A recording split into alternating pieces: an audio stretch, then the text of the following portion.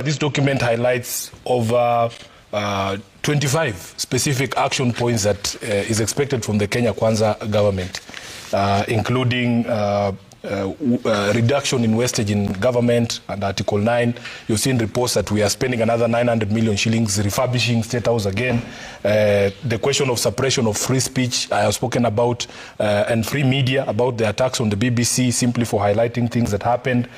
Compensation for victims. All of those things are in this document because, Trevor, as I told you, we knew what we were doing when we were preparing this document and signing it. From the ODM perspective, we knew what we were doing.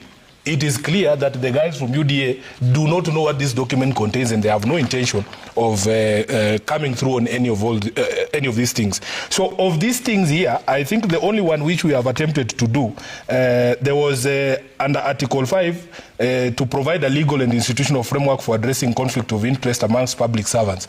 We in the Senate passed a harmonized bill on conflict of interest that was harmonized between the National Assembly and the Senate, and is the chair of JLAC.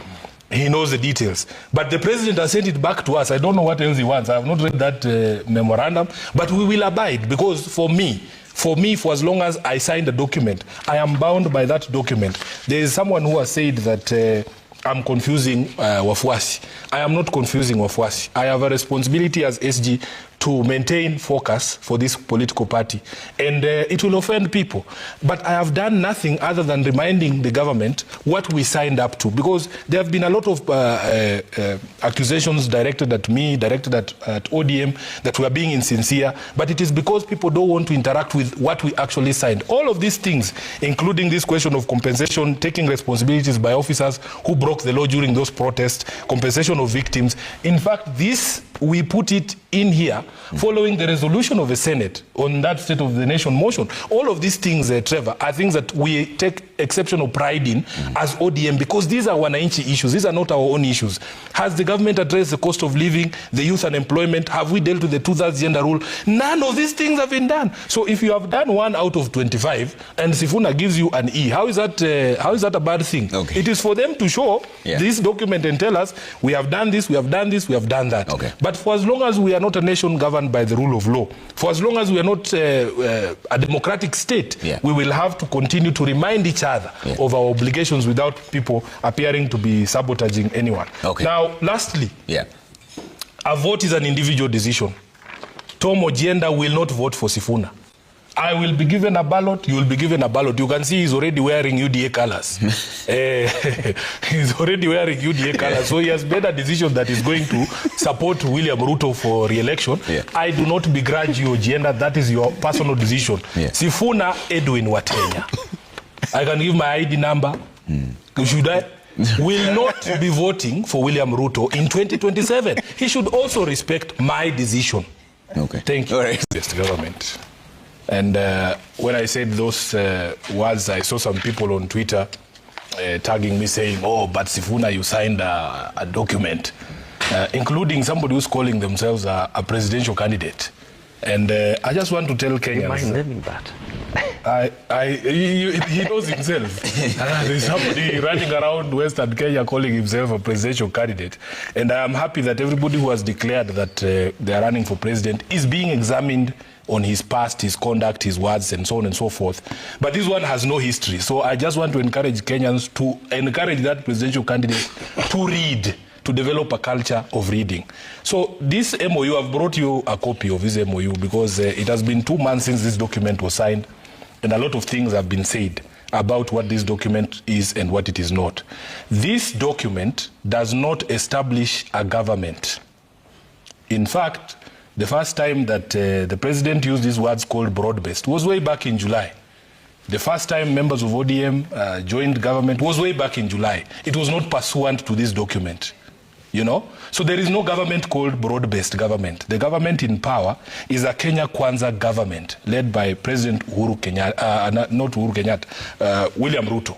So when you speak about this thing called broad-based, me personally, I don't consider the government of Kenya Kwanza a broad-based government. It is the President Ruto's government. So there are a few things I wanted to address, Trevor. As I've told you, this document did not form a government. Number two, Sifuna did not sign this document. Sifuna did not sign this document. If you look at the signature page of this document, it has two names, President William Ruto and the Right Honorable Raila Odinga. Because I know this document inside out, I was there when it was being prepared. We were very tempted, Trevor. One of the provisions of this document, on page 1, it says that this is not a coalition document. This document does not form a coalition between UDA and ODM.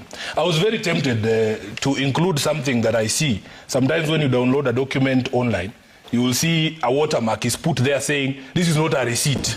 I wanted to put that watermark on every page to say, this is not a coalition agreement.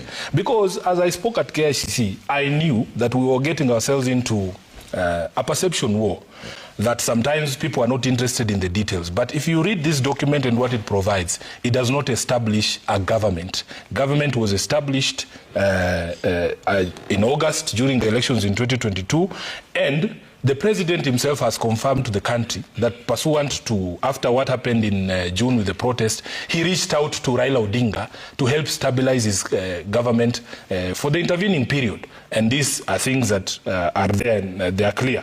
Number two, I saw a report from the Standard attributing certain things to this MOU. This MOU is not what gave Raila influence in this country. Raila Odinga has been a presidential candidate by many accounts. He has won some of those elections. He's a leader of the opposition. He has been in politics for a long time. He has had influence across the country for all these years, and across Africa. He's a very well-respected statesman. It was not pursuant to this MOU that Raila now has influence. This MOU is not what made Dr. Oburu Odinga the senator for Siaya. The senator for Siaya was determined in the elections in 2022. Forget what the Standard is claiming. This MOU is not what made Winnie Odinga the Yala member of parliament. By the time we were going to elect Yala members of parliament, it was way back in 2022, 2023. This MOU did not exist. And Trevor, that is why we continue to plead with people. Let us develop a culture of knowing things before we speak about them. As I have said in public, my job really is to make sure that we stay the course. So for as long as this MOU did not establish a government, I am not in that government. I am not in that government. So I respectfully disagree with the sentiments that Oburu expressed there. And I have had occasion, because he's a colleague in the Senate, to sit down with him and understand. Even him, if you see that clip that you played, he was accusing Orengo of anger, but he was speaking with anger. So I asked him what was the problem, and he explained to me that there were some issues. I think there was a meeting that Orengo attended in Bondo, and he said certain things that infuriated Oburu, and we have sat down as a leadership of the party to be able to resolve those issues, because it creates a lot of confusion, especially to us, the younger members of the party, when senior officials of the party fight in public. Now, allow me to say that the comments on the conduct of our CSs. Trevor, if you ask these three senators, the main accusation against former Deputy President Rigathi Gachagua, why was Gachagua impeached? Why was Gachagua impeached? Because he was holding a national office but forgot that he was the deputy president for all of us. He was not the deputy president for Central Kenya. But every pronouncement, every time he stood in public, every time he appeared in public, he appeared only to be advancing the interest of his region and his people. That is the reason why we impeached Rigathi Gachagua. So you cannot have similar conduct from members of my party who have joined government. That every time we see you in public, you are only speaking in terms of the so-called development that has come to your people. You understand? And we wove into this MOU. I'm telling you, people need to give me time to read this thing word for word for them. We wove into this MOU a provision here where the two leaders, President Ruto and Raila Odinga, will respect the identity and integrity of the political parties who signed this document.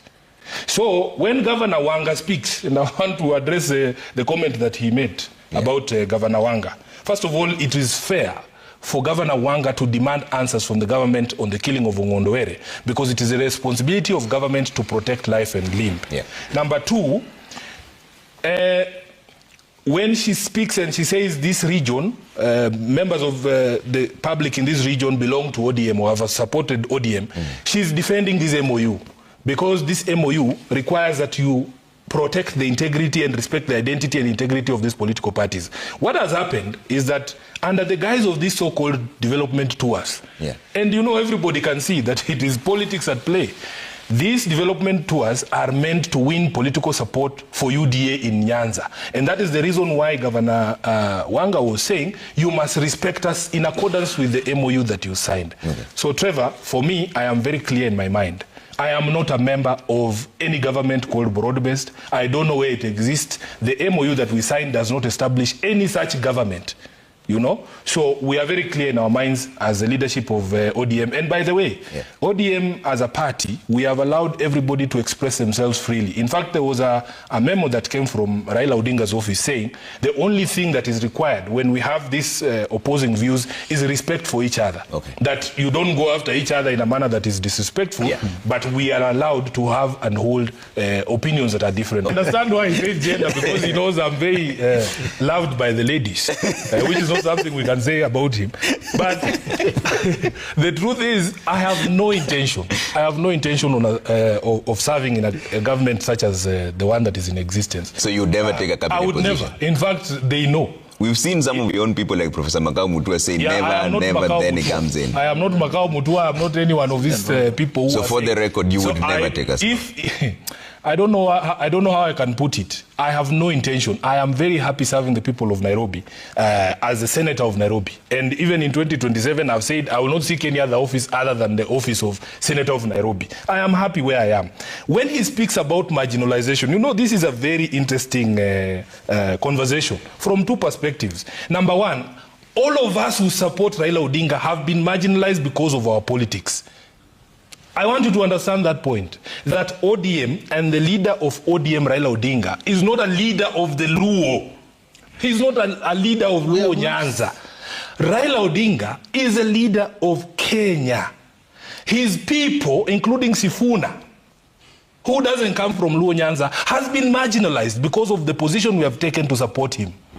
You go to the coast, you go to people in North Rift. I went to Baringo. I have my chairman there called Wesley Lekakimon. He's being marginalized because of his position as chairperson of ODM in Baringo.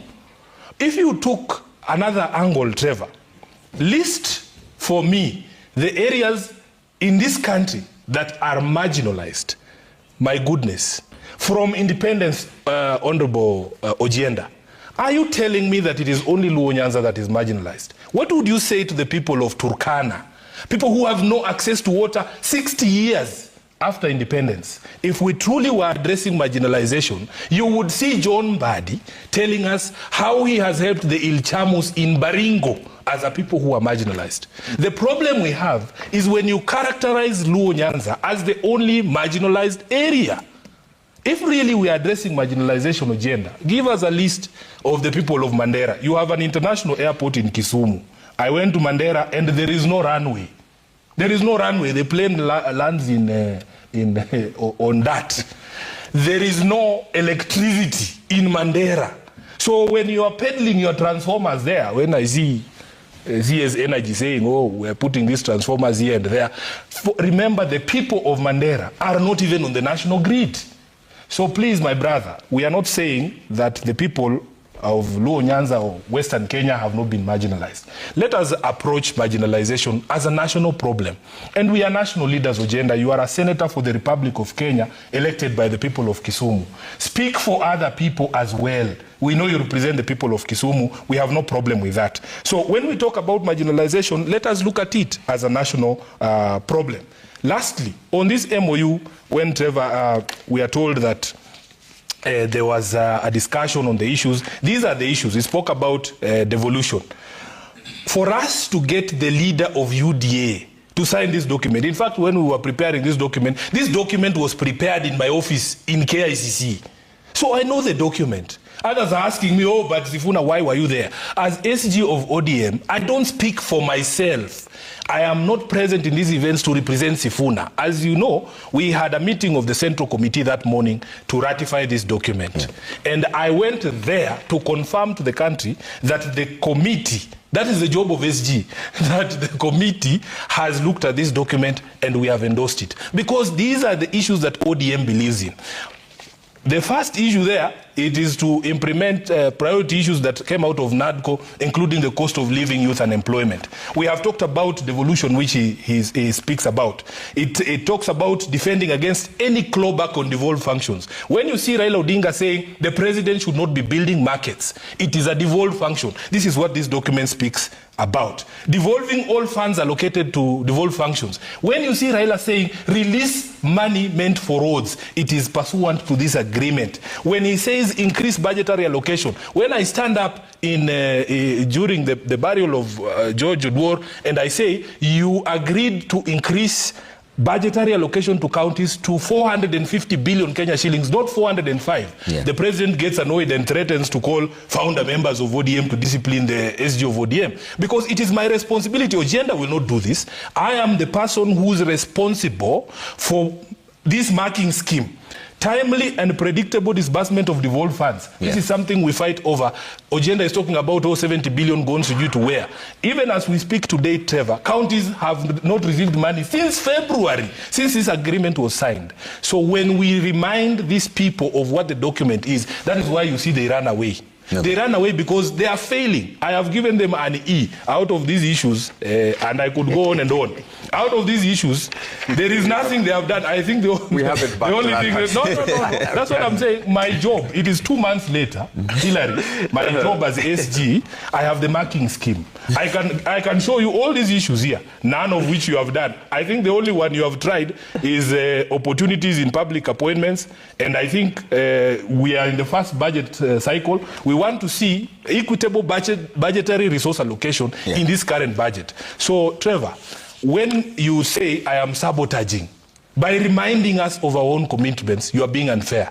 Because this is a document I know by heart. I was there when it was being prepared. As I've told you, it was done in my office, you know. So the people who are jittery, when Sifuna reminds us of our obligations, of the things that we promised to do, are the ones sabotaging this government. Okay. They are not me. Trevor. And I need us to talk about the political realignments now. This is very unfair. Yeah. That Sifuna came to this talk show with a marking scheme.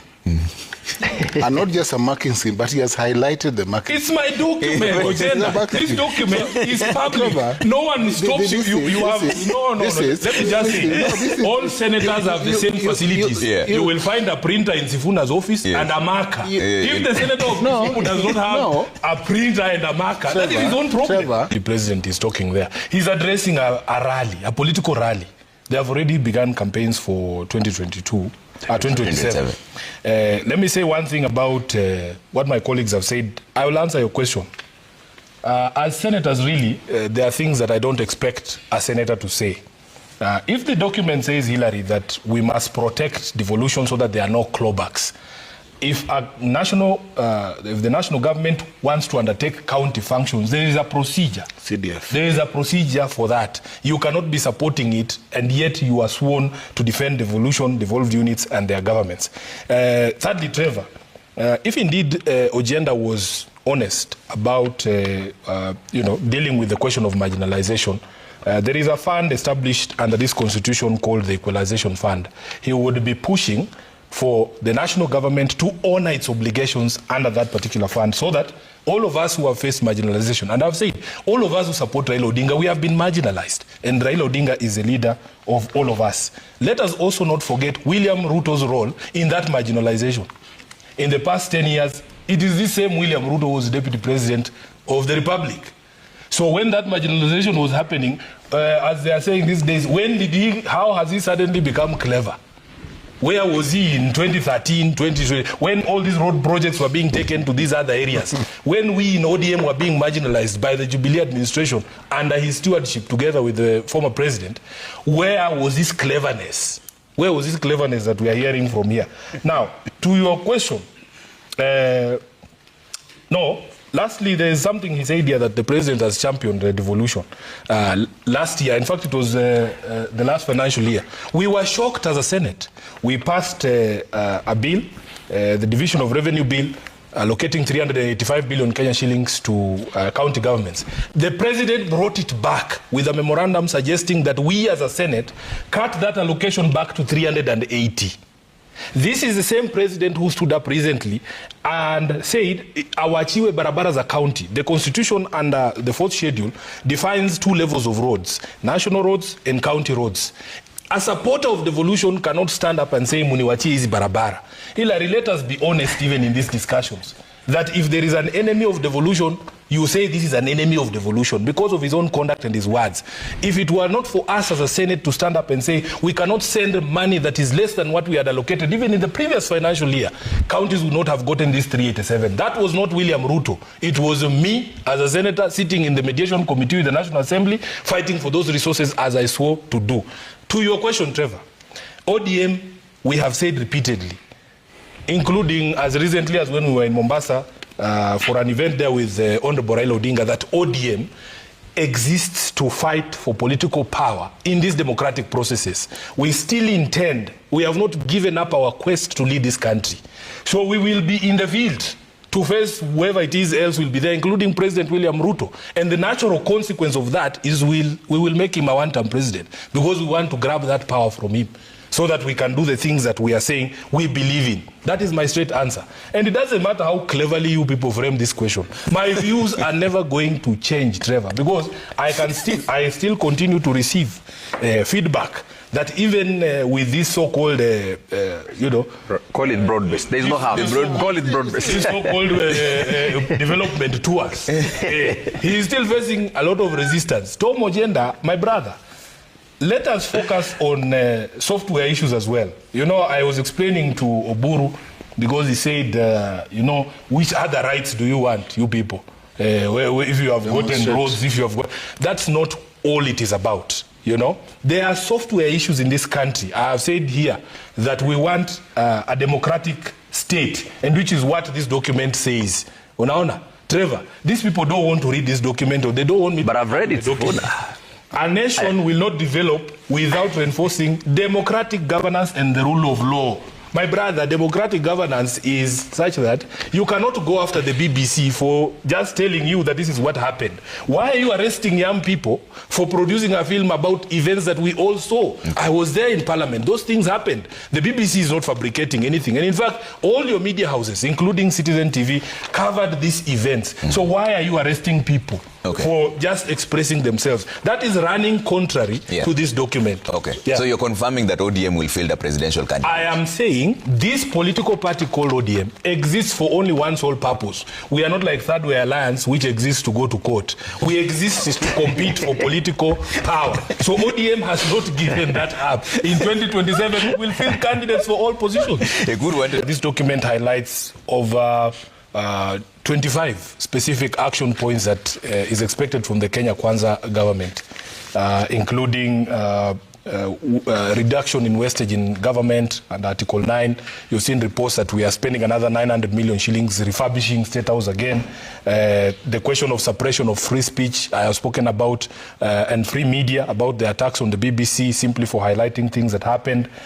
Compensation for victims, all of those things are in this document. Because, Trevor, as I told you, we knew what we were doing when we were preparing this document and signing it. From the ODM perspective, we knew what we were doing. It is clear that the guys from UDA do not know what this document contains, and they have no intention of coming through on any of these things. So of these things here, I think the only one which we have attempted to do, there was under Article 5 to provide a legal and institutional framework for addressing conflict of interest amongst public servants. We in the Senate passed a harmonized bill on conflict of interest that was harmonized between the National Assembly and the Senate, and is the chair of JLAC. He knows the details. But the president has sent it back to us. I don't know what else he wants. I have not read that memorandum, but we will abide, because for me, for as long as I sign the document, I am bound by that document. There is someone who has said that I'm confusing Wafuasi. I am not confusing Wafuasi. I have a responsibility as SG to maintain focus for this political party, and it will offend people.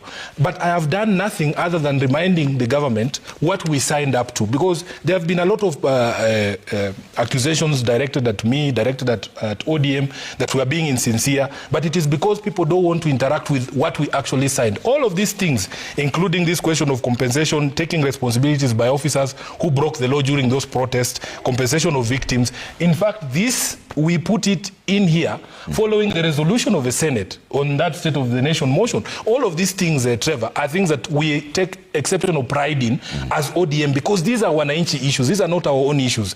Has the government addressed the cost of living, the youth unemployment? Have we dealt with the 2/3 gender rule? None of these things have been done. So if you have done 1 out of 25 and Sifuna gives you an E, how is that a bad thing? Okay. It is for them to show this document and tell us, we have done this, we have done this, we have done that. Okay. But for as long as we are not a nation governed by the rule of law, for as long as we are not a democratic state, we will have to continue to remind each other of our obligations without people appearing to be sabotaging anyone. Okay. Now, lastly, a vote is an individual decision. Tom Ojienda will not vote for Sifuna. I will be given a ballot, you will be given a ballot. You can see he's already wearing UDA colors. He's already wearing UDA colors. So he has made a decision that is going to support William Ruto for re-election. I do not begrudge you, Ojienda. That is your personal decision. Sifuna Edwin Watenya. I can give my ID number. Should I? Will not be voting for William Ruto in 2027. He should also respect my decision. Okay. Thank you. All right.